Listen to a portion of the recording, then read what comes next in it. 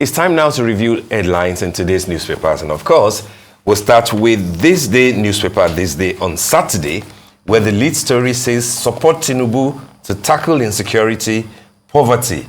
Shettima pleads with Sultan, Northwest leaders. And Sultan says, we will do whatever it takes to maintain peace, stability in our country. Pledges backing for federal government's programs and policies. And I think that the cover picture where we have Shettima in Sokoto, Vice President Kashim Shettima, with the Sultan of Sokoto, Muhammad Saad Abubakar III, and the Governor of Sokoto State, Ahmed Aliyu, during the Vice President's Salah homage to the Sultan yesterday. So as the President is meeting with traditional rulers in his own Southwest base, the Vice President Shettima is doing the same. He's also doing it in the north, but this time around in Sokoto. And I think that it is, gladdening to hear that, they're pledging support for the president and they're showing understanding to many of his policies. On top of that, Irabo, I'm leaving military stronger than I met it, says armed forces under his watch curbed terrorism, oil theft, warns against playing politics with the army. That's the Chief of Defense Staff, outgone one, giving account of his stewardship. How pulling out parade was yesterday in Abuja yesterday. A few days ago or something. Yeah, the jury is still out as to all the claims, his performance and all the claims of, curbing terrorism, reducing oil theft. I know that we made significant progress in May in terms of oil theft. But then when you say all these things, a lot of people will say, what about the non-state actors and military people that the government is also entrusting safety to? Aside Dokubo claim, for example, that is the one in charge of the Kaduna-Abuja, expressway. And of course, we know that Tompolo, is getting a huge sum from the government, like he did under Jonathan, to secure the thing. So people will ask that, okay, so what is the military doing? But here we have Irabo saying that I did my best and that, I passed stronger than he met it. Than he met it. On top of that, Strip says Halaba market demolition. Uzodinma, Kalu broker peace with Lagos government. That's okay. Lagos is a potpourri. It is not a no man's land, it's a potpourri.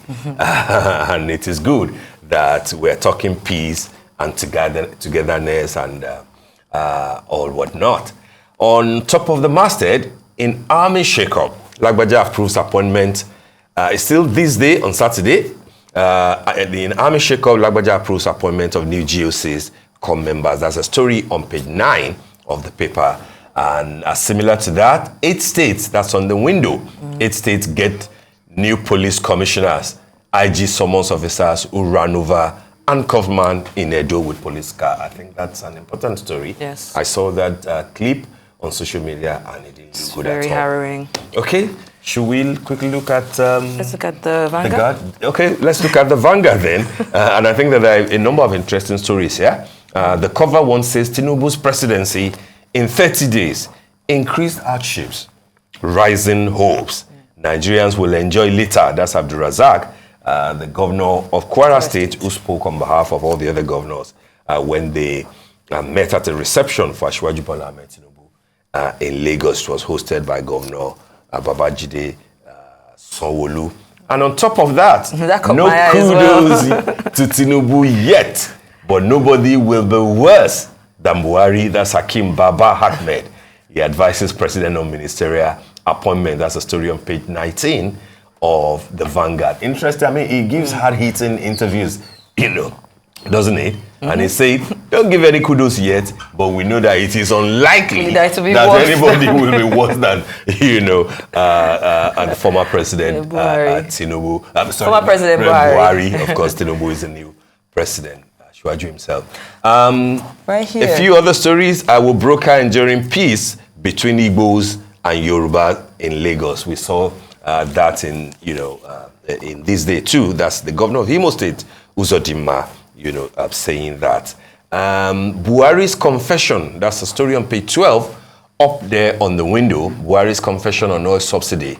He sacrificed national interest for party benefits. According to Nigerians, this is Saturday Vanguard sampling opinion about, the press release that Garba Shehu, the former SSA, saying about why, he delayed in removing subsidy because he needed APC to win. And people are saying you're sacrificing national interest, for party benefit. Last but not the least, on Saturday Vanguard, the video breaks silence. Oh, I thought you were not going to take that one. Drama declares Choma still my assurance. So any Anitas of this world, go and sit down. That seems to be what the video is saying. I hope that he has the courage and the ability to, wade through all these things, just like Banky W.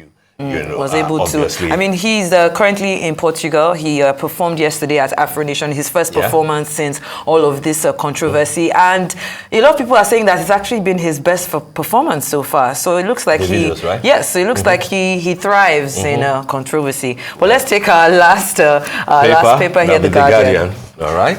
Suspense over planned electricity tariff hike. That's on page 2. It's a suspense, isn't it? We don't know. We're hearing different things. In some parts of the country, they're saying that they've issued letters. But again, other people are saying that no, nothing like that. We don't know what's going on. But how much more can Nigerians bear? Which is what we discussed with Mr. Adebajo. Let's hope that at least this one will wait for a while people. Let's reduce the pressure, on the poor. Soaking the pressure. Yes. The pressure that the government couldn't deal with, now passed on to the people. Let the people breathe. We shall survive, isn't it? Yes.